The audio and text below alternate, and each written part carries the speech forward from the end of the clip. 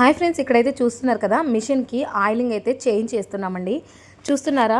ఎక్కువ డేస్ కనుక ఇలా పెట్టేసామనుకోండి, మిషన్ అనేది చాలా రిపేర్స్ అయితే వస్తూ ఉంటుంది. మీరు అక్కడ కొద్దిగా లైన్స్ లాగా ఉన్నాయి కదా, అవి చూసినట్లయితే ఆయిల్ చాలా డేస్ అయిపోయింది చేంజ్ చేసి, అందుకని చెప్పేసి అలా ఒక లేయర్ లాగా ఫామ్ అయిపోయిందండి.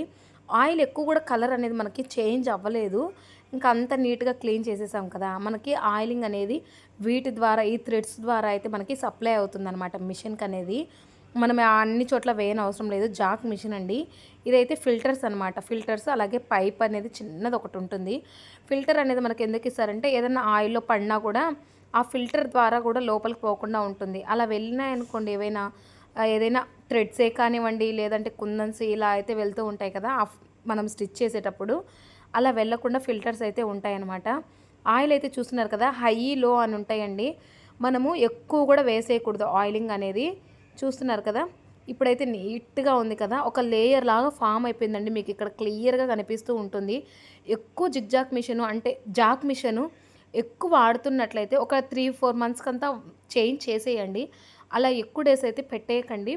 చూసారు కదా, చాలా డేస్ నుంచి అనుకున్నాను, మర్చిపోయాను. అనుకోని కూడా 1 మంత్ అయిపోయింది.